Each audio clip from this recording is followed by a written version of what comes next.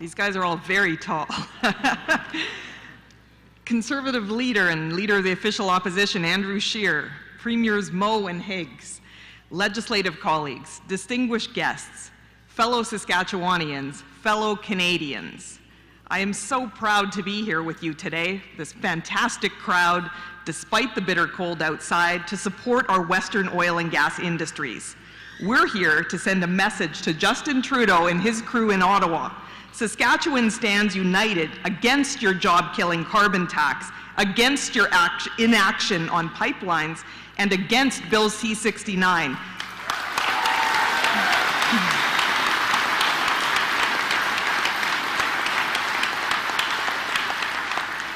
That Bill C-69, it's impact assessment legislation that will decimate our Western resource industries and cripple the Canadian economy. I can't overemphasize the impact this legislation will have on Western Canada, including right here in Saskatchewan. People in our region are already hurting. Since 2015, the oil and gas sector has seen more than 100,000 job losses and financial losses of more than $100 billion. Oil is selling at a deep discount. Pipelines like the Energy East pipeline, which should have been built not far from Moosomin, is stymied by the Liberal government at every turn. Investment in the sector is drying up due to uncertainty and overregulation. Workers, their families, and our communities are suffering. Now more than ever, Saskatchewan needs steady leadership and a commitment to ensuring our resources flow to tidewater. That leadership isn't going to come from Justin Trudeau. He's more concerned with selfies and, right now, damage control.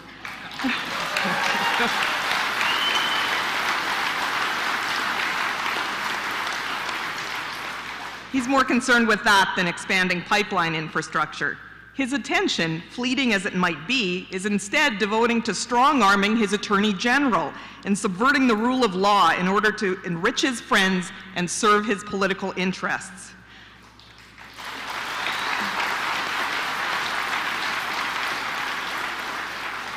Trudeau's Liberal government sits on its hands, focused more on appeasing anti-development interests to support their own political fortunes in the next election, rather than addressing the economic crisis facing a major engine of our Canadian economy.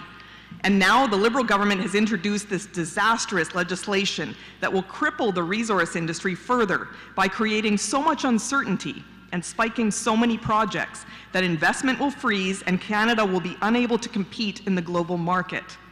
Canada's resource industries are the lifeblood of not only Alberta and Saskatchewan, but the entire Canadian economy. We need Canadians to understand the extent to which Western oil and gas industries benefit all regions of Canada. You know what the Energy East pipeline would mean to the Moosomin area, and Premier Higgs has told you how important it would be for New Brunswick. And for every oil and gas job in Alberta, 7 manufacturing jobs are created in Ontario. The West contributes billions of dollars in equalization to Manitoba, Quebec, and Atlantic Canada. Our bountiful region also provides much-needed jobs for Canadians across the country, from BC to Newfoundland, and all provinces in between. The resource industry is also the biggest private sector employer of Indigenous Canadians and brings jobs to Canada's remote and northern communities.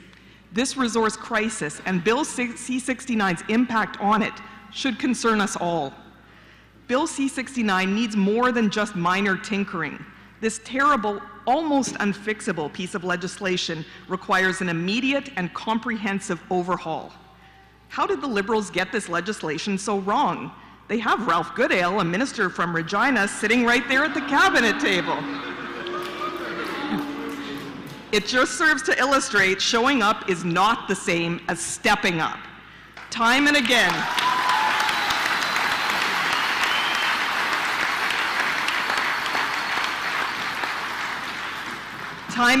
Ralph Goodale, Saskatchewan's only Liberal MP, has failed to stand up for Saskatchewan when it matters, on Bill C-69, on the small business tax changes, and on carbon tax, to name only a few. But there is strong federal leadership from right here in Saskatchewan that's willing to fight for you, for our province, and for our resource industry, Conservative leader Andrew Scheer.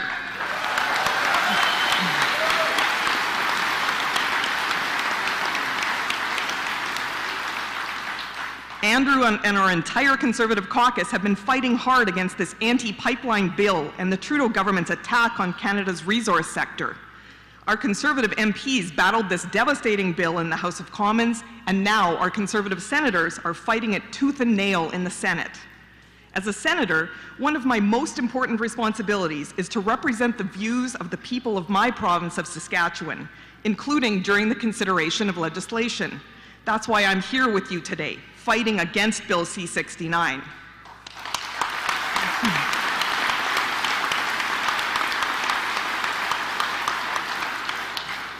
But the Trudeau-appointed senators are choosing Justin Trudeau's political interests over the interests and livelihoods of the Canadians in their own regions, including Saskatchewan.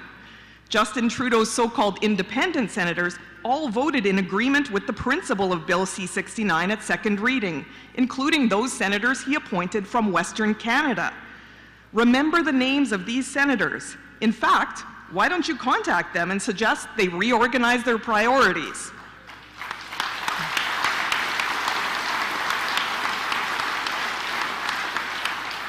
A few senators right here in Saskatchewan could use a call, like new Trudeau-appointed independent Senator Marty Klein of Regina, who just published a pro-C-69 article in the Regina Leader-Post, but he conveniently neglected to mention that he voted for Bill C-69 at second reading. It's almost as though he doesn't think that would go over well in Saskatchewan. His fellow independent senator, Saskatchewan Senator Pamela Wallin and Liberal Senator Lillian Dick also voted for Bill C-69 at second reading.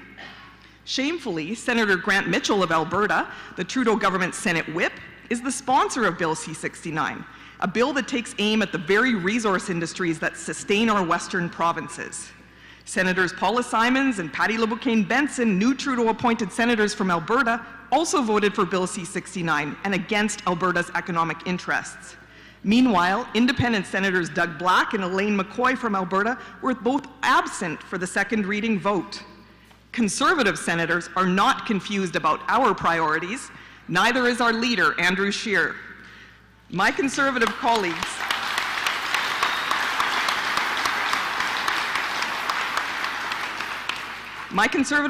in the House and Senate vehemently oppose C-69, as well as other Trudeau government legislation that will hamper Canada's resource sector, such as Bill C-48, the anti-West Coast tanker bill.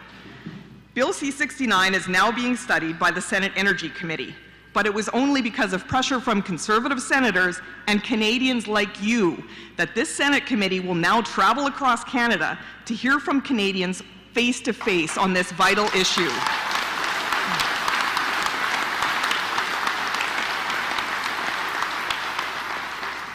Saskatchewan Conservative Senator Dave Tkachuk, who is our Bill C-69 critic, insisted that the motion allowing the Energy Committee to travel must include the requirement that the committee would have to travel to Western Canada, Eastern Canada, and Quebec.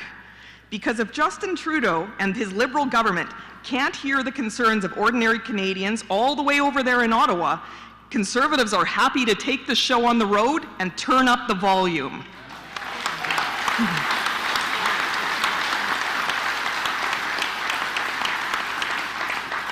We are fighting every day for you, the people of Western Canada.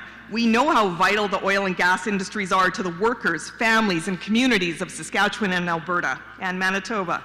That is why we are fighting for pipelines and resource development, and we are fighting against Trudeau's costly do-nothing carbon tax.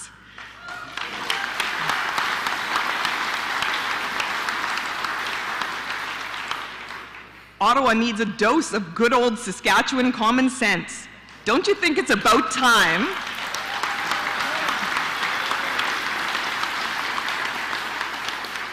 Don't you think it's about time Canada had another Prime Minister from Saskatchewan?